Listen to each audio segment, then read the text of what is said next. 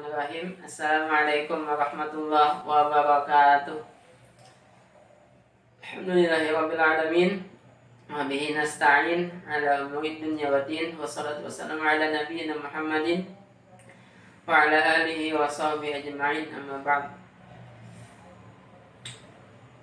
Allahumma la sahla illa ma ja'altahu sahla, anta taj'alul hazna idza syi'ta sahla. Ya Allah yang maha pengampun, yang maha pengasih, yang maha penyayang, berikanlah kami selalu semua karunia-Mu. Jadikanlah hidup kami ini penuh dengan keberkahan, penuh dengan kebaikan, dan jadikanlah akhir usia kami dalam kondisi iman dan takwa yang sempurna. Amin. Ikhwan, insyaallah kita pada kesempatan kali ini melanjutkan pembahasan sebelumnya. Insyaallah kita membahas surat An-Nas, surat yang terakhir 114 manusia. Kalau dalam Al-Quran itu ada surat An-Nas, ada surat Al-Insan. Manusia juga kan artinya ya. Ini saking istimewanya makhluk yang bernama manusia ini ya dalam Al-Quran itu. Atau yang seakar lagi ada An-Nisa kan ya, perempuan tapi itu ya. Tapi ya maksudnya jenis manusia juga. Sampai nama surat aja ada sampai berbagai ada beberapa surat yang merujuk kepada manusia ya, sampai begitu spesialnya manusia ini. Kalau dalam Al-Quran kan ada yang manusia ini disebut dengan Bashar, ada Bani Adam. Ada Bashar, ada Bani Adam. Kalau Bashar biasanya lebih kepada menyebut kepada fisik manusia. Kalau An-Nas biasanya lebih utuh jiwa dan raganya. Kalau An-Nas ini. Nah, Al-Insan itu ya juga seperti itu utuh, tapi lebih kepada personal Al-Insan ya. Oke, ikhwan, kita langsung saja ke surat An-Nas ini. Kalau sebab turunnya sudah kita bahas kemarin di sebelumnya surat Al-Falaq, karena ini berbarengan turunnya antara surat Al-Falaq dan An-Nas ini. Ada 6 ayat penutup. A'udzu billahi minasyaitonir rajim. Bismillahirrahmanirrahim. Qul a'udzu birabbin nas, malikin nas, ilahin nas, min syarril waswasil khannas, alladzi yuwaswisu fi sudurin nas minal jinnati wan nas. Indah ya ikhwah Al-Qur'an ini. Dibuka dengan pembukaan Al-Fatihah. Diingatkan di situ bagaimana interaksi kita dengan Allah. Kita puji Allah, kita mengakui kemahakasih dan sayangnya Allah kepada kita. Dia yang menguasai pembalasan, kepadanya dia menyembah. Ada interaksi kita kayak ini kan, dan kepadanya kita hanya kepada dia kita meminta pertolongan. Sampai kita kemudian berdoa, tunjukkanlah kami jalan yang lurus. Kemudian ditutup dengan An-Nas, dengan manusia. Walaupun kalau ayat surat terakhir itu kan bukan ini ya, bukan An-Nas ini, tapi Allah menyampaikan atau mengajarkan urutannya seperti ini. An-Nas yang terakhir ditutup dengan bagaimana seharusnya kita bersikap menyikapi perasaan-perasaan yang berkecamuk di dalam jiwa kita ini. Ditutup dengan bagaimana seharusnya kita menjadi seorang manusia yang sebenarnya dan begitu butuhnya kita kepada Allah. Ikhwah, kalau surat An-Nas ini kan bedanya dengan surat Al-Falaq sudah kita bahas gimana beberapa perbedaannya. Nah, terakhir nih, perbedaan yang terakhir nih antara surat An-Nas Al-Falaq. Qul a'udzu birabbin nas, katakanlah aku berlindung kepada Rabbnya manusia, kepada Tuhannya manusia, Malikin nas, rajanya manusia, Ilahin nas, sesembahnya manusia.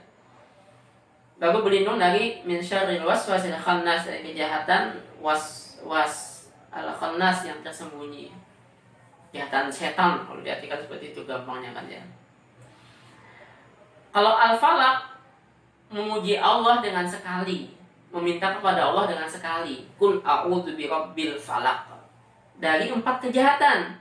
Min syarri ma khalaq, wa min syarri ghasiqin idza waqab, wa min syarri naffasati fil 'uqad, wa min syarri hasidin idza hasad. Sementara An-Nas meminta kepada Allah 3 kali, memuji Allah 3 kali, berlindung dari 1. Min syarril waswasil khannas.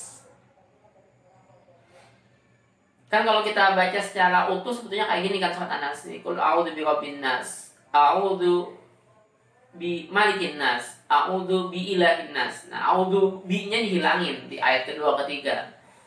Jadi cukup sekali katakanlah aku berlindung dengan Tuhannya manusia. Seharusnya tunjuk keduanya kayak gini lagi. Aku berlindung dengan Rajanya manusia. Nah, kayak gitu. Jadi 3 kali nih kita minta sama Allah. Dan 3 kali juga kita memuji Allah. Berlindung dari 1 hal. Sementara Al-Falaq tadi sekali meminta kepada Allah dari 4 hal. Ini menunjukkan ikhwah, melindungi batin kita itu jauh lebih penting daripada cuma sekedar melindungi fisik kita. Karena seperti yang kita bahas kemarin, Al-Falaq itu melindungi fisik kita, sementara An-Nas melindungi batin kita, melindungi perasaan kita, melindungi hati kita. Maka perlindungan kepada hati, batin, perasaan ini harus berkali-kali lipat lebih kuat daripada perlindungan fisik kita. Karena perlindungan fisik, kalau fisik belum tentu membawa dampak kepada akhirat kita, bisa jadi bahkan membawa kebaikan. Sementara kalau hati kita, perasaan kita, batin kita diganggu, digoda, dikacaukan sama setan, maka pasti itu dampaknya adalah kepada agama kita. Maka kita harus benar-benar minta perlindungan kepada Allah dari gangguan-gangguan yang menghancurkan, yang mengganggu perasaan kita. Karena ini akan menghancurkan agama kita, gangguan dari apa yang disampaikan Allah dalam surat An-Nas ini. Bisa jadi dia orang sehat, orang yang kaya raya, jabatannya tinggi, tapi agamanya hancur, bisa jadi. Atau bahkan banyak orang yang kayak gitu ya.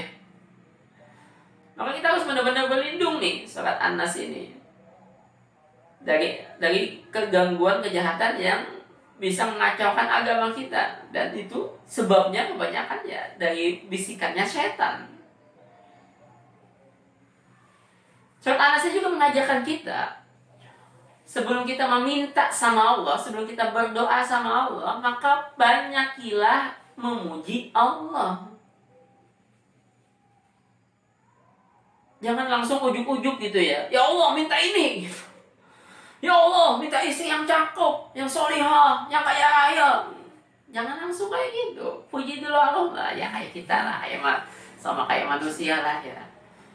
Kalau kita minta ke orang tua kita, ya nggak mungkin kita nodong langsung kan. Pak, minta uang. Enggak lah. Kita bener PDKT dulu kan ya. PDKT dulu. Dibiji-biji dulu Bapak. Gitu kan ya. Atau dibikinkan minuman dulu bapaknya, atau diajak ngobrol dulu. Nah baru nanti di tengah-tengah, aduh anakmu ini kayaknya butuh sesuatu biar lebih semangat gitu. Ya lebih cepat lah insya Allah permintaan kita itu dikabulkan oleh orang tua kita kalau kita memintanya dengan halus tadi itu. Apalagi dengan memuji dulu. Ini kan kita memuji Allah ini PDKT dulu kan sama Allah, PDKT dulu nih biar kita dekat dulu nih sama Allah. Kalau kita minta. Makanya kemudian ada banyak sekali doa yang pujian di depannya itu panjang kalau kita dengarkan dari syekh-syekh yang misalnya di doa salat witir gitu panjang, alhamdulillah nahmaduhu nusisana anta kama asnata ala nafsik falakal hamdu hatta tarda walakal hamdu ba'da ridha walakal hamdu idza radid. Panjang gitu puji Allah. Kalau kita nggak bisa pakai bahasa Arab nggak ada masalah. Puji Allah dengan bahasa kita sendiri. Ya Allah yang maha pengasih, yang maha penyayang, yang maha pemurah, yang maha perkasa, yang maha agung, yang maha bijaksana, yang maha pemberi. Kita puji dulu Allah. Engkau hanya kepada kamu, engkau lah kami berharap. Kalau engkau tidak memberikan apa yang kami minta ini kepada saya, lagi kami meminta ya Allah ya Rabbana. Karena engkau lah yang menguasai semuanya. Kami ini lemah di hadapanmu dan engkau lah yang maha kuasa, yang maha mulia ya Allah. Rabbana, puji dulu Allah. Kayak gitu. Baru kita minta kemudian. Ini yang salah satu yang diajarkan oleh surat An-Nas ini, banyak memuji Allah. Rabbin nas, malikin nas, ilahin nas, baru min syarril waswasil khannas. Biasakan lisan kita. Jangan langsung nodong gitu. Makanya salah satu yang dianjurkan dalam hadis kan juga sebelum kita meminta berdoa kan ya baca hamdalah dulu kan. Bismillahirrahmanirrahim. Alhamdulillahirabbil wassalatu wassalamu ala nabiyina Muhammadin wa ala alihi washabihi ajma'in. Allahumma rabbana taqabbal minna innaka antas samiul alim wa tub 'alaina innaka antat tawwabur rahim. Ya memuji ini ya paling nggak kalau kita nggak bisa panjang paling pendek kayak gitulah tadi itu.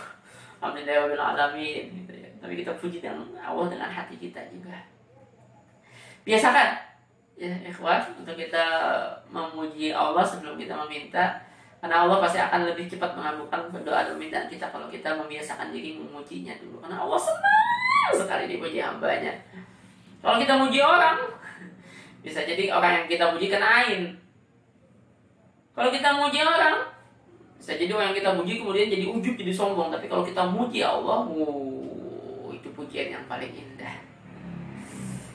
Katakanlah aku berlindung dengan Rabbnya manusia. Nah, ini artinya Allah yang mengatur kita ya. Allah yang menjadikan kita, Allah yang mengatur kita, Allah yang mencukupi semua kebutuhan kita, dan Allah yang menjaga kita. Itu bi Rabbin nas. Malikin nas, rajanya manusia. Maka janganlah kemudian kita taat kepada selain Allah. Kita boleh taat kepada selain Allah asal jangan bertentangan dengan ketaatan kita kepada Allah. Maka Malikin nas ini isyaratnya kan yang benar-benar harus kita taati hanya adalah Allah saja, jangan yang lain. Karena yang namanya raja, dialah yang kita ikuti. Namanya raja, dialah yang memimpin kita. Maka hanya dialah yang kita taati. Maka Allah, semua yang Allah turunkan, semua yang Allah berikan, semua yang Allah aturkan itu adalah pasti yang terbaik. Kalau ada yang menganggap aturan Allah itu nggak baik, itu konsep pikirannya. Karena dia merasa lebih pintar dari Allah. Karena dia pasti merasa lebih pintar dari Allah. Sama manusia yang begitu bodoh dan begitu hinanya ini merasa lebih pintar daripada Allah. Ilahin nas, sesembahannya manusia. Yang kita sembah hanya adalah Allah. Yang kita berharap hanya adalah Allah. Yang kita cintai hanya adalah Allah. Jadi dari 3 ayat ini, maka Allah lah segala-galanya untuk kita. Allah lah semuanya untuk kita. Allah adalah everything for us. Allah adalah segala-galanya untuk kita ya. Karena Allah yang menjadikan kita, mengawas kita, mengatur kita, menjaga kita, dan apa yang Allah turunkan juga adalah yang terbaik untuk kita. Dan hanya kepadanya lah kita semuanya menyembah, dan hanya dialah yang patut kita cintai, yang hanya dia kepadanya lah kita patut berharap. Dari apa kita berlindung? Min syarril waswasil khannas, dari kejahatan waswas, dari kejahatan gangguannya syaitan yang muncul tenggelam, yang sering bersembunyi. Khannas ini kan sesuatu yang sering bersembunyi atau sering kadang muncul, kadang hilang. Kenapa syaitan dikatakan khannas? Fala uqsimu bil khannas kan nama itu. Tapi maksudnya khannas yang ini khannas ya bintang kan. Kalau dalam surat At-Takwir itu. Nama bintang juga muncul, bisa hilang juga. Kayak gitu juga syaitan. Karena syaitan tuh hilang, muncul tuh bisik-bisikannya itu. Kalau ada yang azan, dia lari kalau langsung azan kan syaitan. Sampai dulu pernah teman saya waktu di pesantren, dia takut nih ke WC sendirian, WC-nya jauh dari asrama. Karena takut, kemudian dia masuk WC, dalam WC dia azan. Kenapa katanya? Dan kencang lagi azan dalam WC. Biar setannya lari katanya. Ya Allah, itu bukan setan lagi, malah deket di rumahnya. Azan di rumahnya setan, namanya buat apa itu? Dan memang dilarang kan menyebut asma Allah dalam WC kan. Ketika azan, setan lari. Ketika kita berpikir nyebut Allah, setan juga lari, setan juga hilang. Makanya dia muncul, bisa muncul, bisa hilang dalam satu waktu itu, nggak lama. Nah, makanya bisa dibedakan kemudian bisikan gangguan godaan setan dengan gangguan bisikan dari nafsu. Kalau bisikannya dari setan, nanti ada pengen, hilang. Ada ngotot, hilang. Nah, kalau nafsu biasanya lebih stabil bisikannya. Pengennya itu kayak kalau nggak terpenuhi itu kayak gimana gitu, harus benar-benar lawan kita kalau lagi nafsu itu. Tapi kalau setan dia kita lawan dikit udah hilang tuh dia. Tapi nanti muncul lagi gitu.